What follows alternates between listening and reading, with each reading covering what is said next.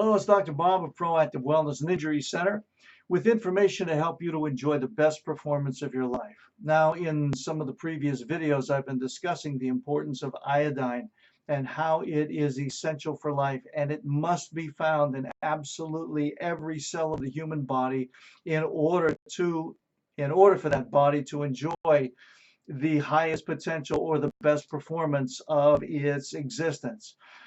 Iodine is a halogen, and as I stated in one of the previous videos, the highest concentration of iodine in the body is found in the thyroid. The second highest concentration is found in the female ovaries, and the highest volume of iodine is found in breast tissue. So now to show you what the presence or the lack thereof of iodine can have in a society, I have listed two nations here, very comparable indeed in almost every area, lifestyle and whatnot, and quality of living. And the two nations are the United States and Japan. And of the two nations, the United States has one of the lowest rates of ingestion of iodine, and Japan has one of the highest rates of ingested iodine in their diet. Now we're going to look at different things here now just to highlight that the difference here that iodine can make. The first category is breast cancer. Now again, as I alluded to just a few moments ago, the highest volume of iodine is found in the breast tissue. The United States has the highest rate of breast cancer in the world. It also has one of the lowest rates of ingested iodine per capita in the world. Japan has the lowest rate of breast cancer in the world, and it also has one of the highest rates of ingested iodine in the world. When we look at life expectancy, out of 226 nations in the world, the United States ranked 48th. That means that there are 47 nations in the world whose citizens live longer than they do in the United States. And in that same category, the Japan rated 6th out of 226 nations. That means only 5 nations or citizens of 5 nations live longer than those in Japan. We look at infant mortality. The United States has one of the highest infant mortality rates in the world. It is rated at 7 out of every 1,000 births result in infant mortality.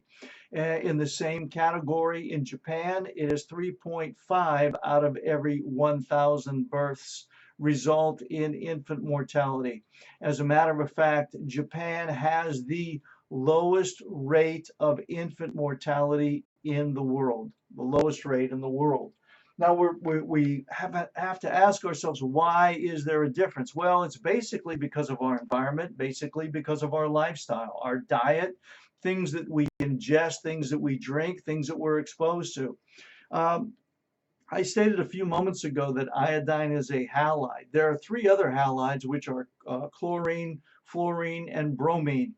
Those halides are large molecules, larger than that of which iodine is. And when they're in the body, they have a tendency to push out the presence of the iodine molecule.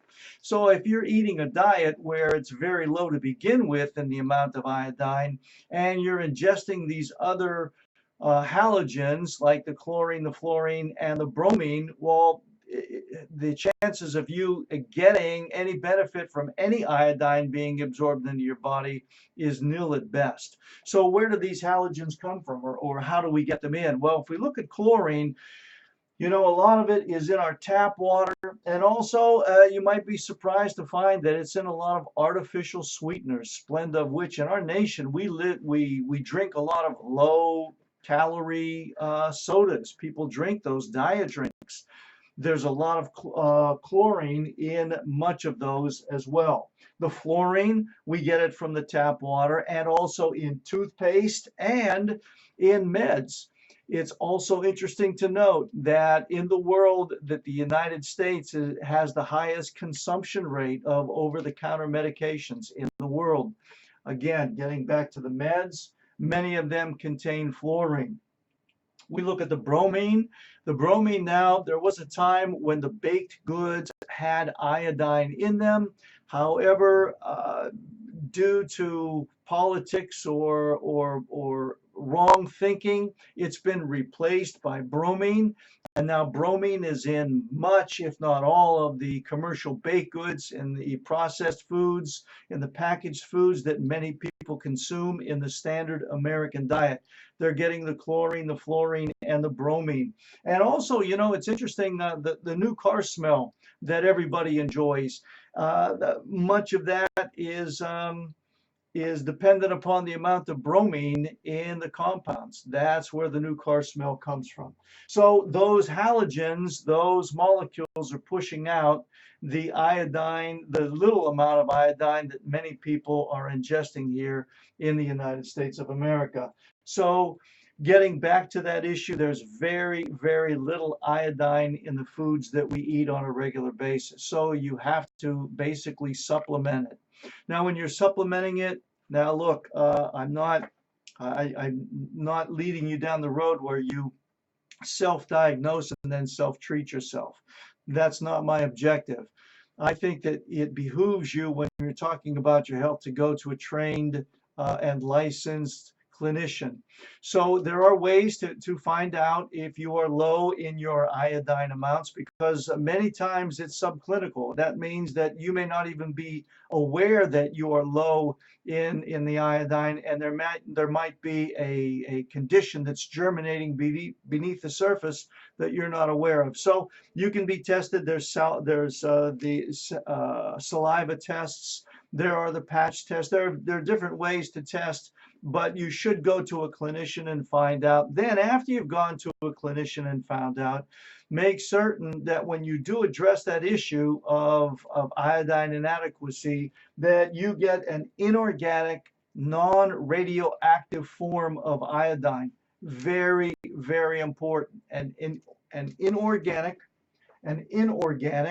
non-radioactive form of iodine in order to resolve the problem. And that's going to be based upon, you want to check the sources, but the amount you take is going to be determined by your deficiency, your your state of being based upon the test that your doctor has conducted.